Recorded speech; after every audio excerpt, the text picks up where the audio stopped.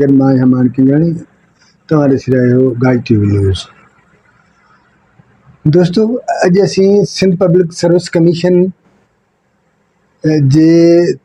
जहिड़े मयारी इदारे जेका सूरत हाल पैदा कई सिंध में मेरिट जी लताड़ कई आहे। हिकिड़ो ज़मानो हुयो त असीं सिंध पब्लिक सर्विस कमीशन जे हवाले सां जो मेरिट जो हिकिड़ो तासिर क़ाइमु हो, उन जा बखिया उडेड़े सिंध पब्लिक सर्विस कमीशन जी मेरिट जी लताड़ कई आहे। त ताज़ो जेको कल्ह 3 ॾींहं जेका रिज़ल्ट आई आहे सिंध पब्लिक सर्विस कमीशन जी, त 450 उम्मीदवारनि मां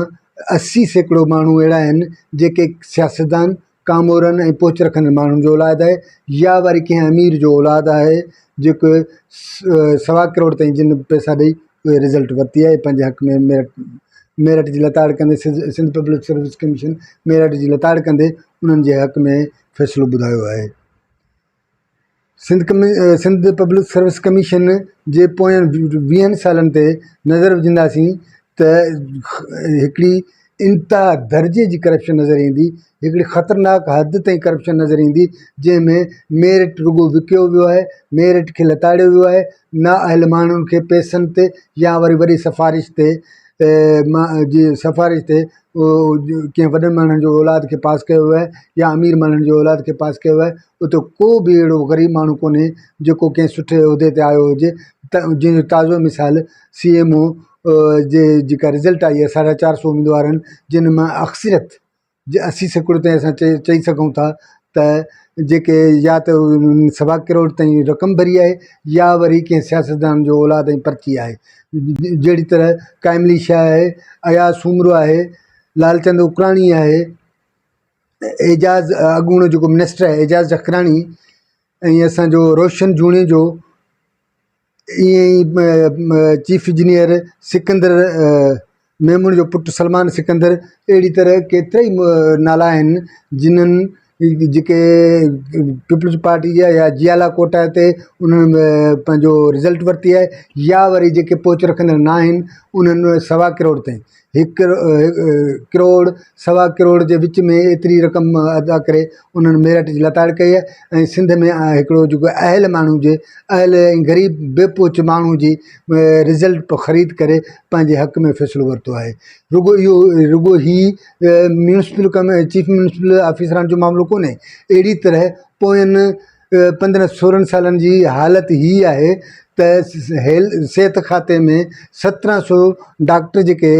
खयां विया आहिनि, जिन जी का बि हिकिड़ी कानूनी जेका सिंध पब्लिक सर्विस कमीशन इश्तिहार खां वेंदे जेके बि उन्हनि जा फॉर्मेलिटीज़ आहिनि, कंहिं बि फॉर्मेलिटीज़ खां सवाइ सिंध हुकूमत उन्हनि खे नाला मोकिलिया आहिनि ऐं उन्हनि खां फ़ैसिलो वठी उहे 1700 डॉक्टर पास कया आहिनि। जॾहिं त उन हवाले सां 2019 में हिकिड़ो सिंध सिहत खाते हिकिड़ो इश्तिहार ॾिनो जंहिंमें 1725 डॉक्टरनि मां सिर्फ़ु 700 खां जे लॻभॻि हिकिड़ा उम्मीदवार मेरिट ते आया, जंहिंखां पोइ वरी बाक़ी जेके उम्मीदवार हुआ उन्हनि तक़रीबन 1700 उम्मीदवार जेके हुआ सिंध हुकूमत हिकु बिना कंहिं टेस्ट बिना कंहिं इन जे फॉर्मेलिटीज़ जे उन्हनि खे उहिदनि ते विहारियो। साॻी तरह 2015 में जेके सिंध पब्लिक सर्विस कमीशन जो इम्तिहान थियो, जंहिंमें 250 ऑफिसर हुया, 227 खां मथे ऑफिसर हुया, जिन में सेक्शन ऑफिसर, एक्साइज़ ऑफिसर ऐं पंहिंजा SDM ऐं असिस्टेंट मुख्तियारकार ऐं ॿिनि उहिदनि जा जेके उम्मीदवार हुआ उन्हनि खां पैसा वठी या वरी साॻे जियाला कोटा या पीपल्स पार्टी जेके सियासतदान जी कोटा ते मार्फत ते उनजी पर्ची ते उहे बि ऑफिसर पास थिया, जेके हींअर अञा ताईं उहिदनि ते क़ाइमु वेठा आहिनि ऐं उहे पंहिंजे उहिदनि में प्रमोशन बि वठी चुका आहिनि। इहा अहिड़ी तरह 2005 में बि हिकिड़ी कमीशन थी जंहिंमें 70% अहिड़ा माण्हू आहिनि जेके हींअर एडिशनल सेक्रेटरी जी सिट ते प्रमोट थी चुका आहिनि, जॾहिं त उन्हनि जे मुख़्तलिफ़ पर्चनि में उहे फेल उम्मीदवार जेके हुआ उन्हनि खे पैसा वठी कंहिं खां सिफ़ारिश कराए, जंहिंमें मुराद अली शाह खां वठी बिलावल ज़रदारी ताईं अप्रोच वारो जेको सिलसिलो आहे, फरियाल टालपुर उन में शामिलु आहे। पीपल्स पार्टी सिंध जा जेके बि अहम उहिदेदार ऐं लीडर आहिनि उन्हनि जूं पर्चियूं हलियूं आहिनि, या वरी हिकिड़ा पोच रखंदड़ पैसे रखंदड़ जेके माण्हू हुआ जिन पब्लिक सर्विस कमीशन जे ऑफिसरनि हादी बख़्श कलोड़ो, अब्दुल रहीम, नूर मोहम्मद जंदाणी ऐं अहिड़ा ॿिया जेके ऑफिसर जेके चेयरमैन ऐं मेंबर हुआ इहो ख़रीद करे उन्हनि खां फ़ैसिला वरिता विया आहिनि। साॻी तरह सां लेक्चरार ऐं ॿियनि जेके बि सिंध पब्लिक सर्विस कमीशन जूं जेके पोस्टूं हुयूं, जंहिंमें ॿुधायो पियो वञे हिकिड़ी सोशल मीडिया ते जेका कल्ह 2 ॾींहं खां वठी हिकिड़ी भूचाल हली आहे, जंहिंमें सिंध हाई कोर्ट ऐं चीफ सुप्रीम कोर्ट फ़ैसिलो ॾिनो आहे ऐं सिंध पब्लिक सर्विस कमीशन खे बंदि करे छॾियो आहे। उन्हनि खां फ़ैसिला वठण बजाए उन्हनि खे इम्तिहान जो अख़्तियार खसिया विया आहिनि ऐं इदारे खे बंदि करण जो फ़ैसिलो बि आयो आहे। पर हिकिड़ी जेका सर्कुलेट थी आहे हिकिड़े वॾे पैमाने ते, हिकिड़े जेका सोशल मीडिया ते हिकिड़ा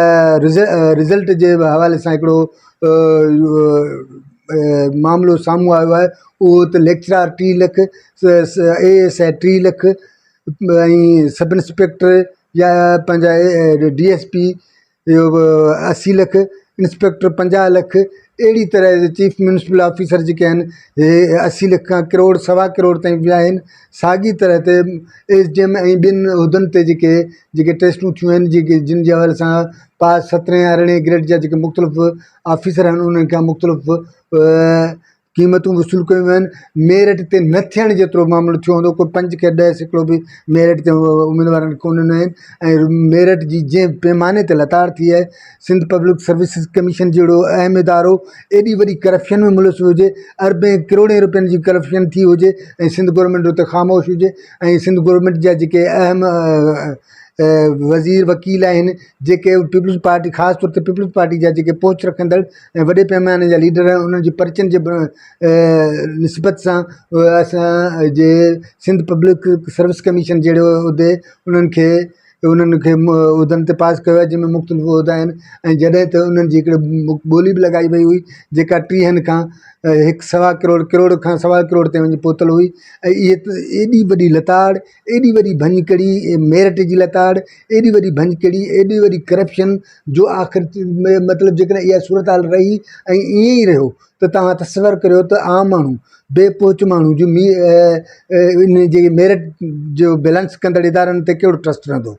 सूरत हाल हीअ आहे, आम माण्हू जे ज़हन मां ई इहा शइ निकिरी वई आहे त को उहो कमीशन या कंहिं इदारे जी टेस्ट ज़रिए पास मेरिट ते पास थींदो। जॾहिं बि इन क़िस्म जा जेके एग्ज़ाम अचनि था, इम्तिहान थियनि था या टेस्टूं थियनि थियूं, त माण्हू जो फ़ौरन ध्यानु ॾेई वञे थो त भई मेरिट ते इहा मेरिट थींदी कान या मेरिट जी लताड़ हूंदी। उन हवाले सां हर साल जेके सिंध पब्लिक सर्विस कमीशन में जेके पोस्टूं ईंदियूं रहियूं आहिनि, त ज़ाहिर आहे जेके हीअ त इशू हिकिड़ा मथे चढ़ी आया, उनखां अॻु में तव्हांखे अक्सर असां मां जिन मीडिया सां रिलेटेड माण्हू आहिनि या अक्सर आम माण्हू जेको आहे उहो तव्हांखे ख़बर हूंदी त जीअं हीअ चीफ म्यूनिसिपल ऑफिसरनि जी 450 सीटुनि ते मेरिट जी लताड़ थी आहे, मेरिट जी भञकड़ी थी आहे, हिकिड़ो उहिदो 1.25 करोड़ ते विकियो आहे या वरी कंहिं वॾनि सियासतदाननि जो औलाद खे मिलियो आहे। अहिड़ी तरह जेको पुठियों हुयो 13 खां 18 ताईं जेको पीपल्स पार्टी जो ज़मानो हुयो, उन में लोकल गवर्नमेंट में एॾी वॾी लताड़ थी। साॻे ई पैमाने ते इन ऑफिसरनि खे ईअं वॾे पैमाने ते मुख़्तलिफ़ जंहिंमें कामिली शाह जे औलाद समेत मुख़्तलिफ़ सियासतदाननि जो औलाद ऐं ऑफिसरनि जो औलाद बि खयों वियो, जेके मुख़्तलिफ़ म्यूनिसिपल कमेटी ऐं टाउन कमेटियुनि जा ऑफिसर मुक़ररु कया विया, उहे बिना कंहिं अहिड़ी तरह सां त हिकिड़ो पुठियों पीपल्स पार्टी जो पुठियों जेको टेन्यूअर हो, उनमें सेक्शन ऑफिसर बि, कुझु इंफॉर्मेशन ऑफिसर ऐं अहिड़ा केतिरा ई आहिनि जेके कंहिं बि जेके फॉर्मेलिटीज़ खां हटी करे सिर्फ़ु पर्ची जे बुनियादनि ते उन्हनि खे पास कयो वियो, जिते ते का बि मेरिट ऐं का बि मयार न मुक़ररु न कई वई, रुगो पर्ची जे बुनियादनि ते नाला शामिलु थिया हुआ ऐं उहे ऑफिसर आहिनि जेके मुख़्तलिफ़ उहिदनि ते प्रमोट थी पहुता। अहिड़ी सूरत हाल रही ऐं ईअं ई मेरिट जी लताड़ रही। ऐं ईअं ई वॾनि माण्हुनि सियासतदाननि जे औलाद खे मेरिट जे नाले ते अहमियत मिलंदी रही, या वरी पैसे वारा जेके अमीर ज़ादा आहिनि, जेके पढ़नि बि न, कंहिं बि हवाले सां मेरिट ते पूरा न लहनि, ऐं समूरियूं मेरिट जूं जेके मयार आहिनि ऐं उन जी जेके टर्म्स कंडीशन्स आहिनि उहे लताड़े वॾनि माण्हुनि खे इन्हनि उहिदनि ते रुॻो म्यूनिसिपल कमिश्नर या म्यूनिसिपल ऑफिसरनि जो मामिलो कोन्हे, जेके बि अहम पोजीशन जी पोस्टूं आहिनि, जंहिंमें सेक्शन ऑफिसर खां वठी एडिशनल ऑफिसर आहे, ॿिया जेके बि मतिलबु मुख़्तलिफ़ जेके 17 ग्रेड 17 जा या ॿिनि मुख़्तलिफ़ ग्रेडनि जा अहम जेके पोस्टूं आहिनि, उन्हनि ते अहिड़े नमूने जेकॾहिं करप्शन अहिड़े नमूने ते मेरिट जी लताड़ थींदी त तसवर करियो त आम माण्हू सां कहिड़ी हालत थींदी। ऐं जेकॾहिं ईअं रहियो त छा आम माण्हू इन उहिदनि ते इन्हनि इम्तिहाननि में सिंध पब्लिक सर्विस कमीशन समेत इन्हनि उहिदनि इन क़िस्म जे टेस्टनि इदारनि पारां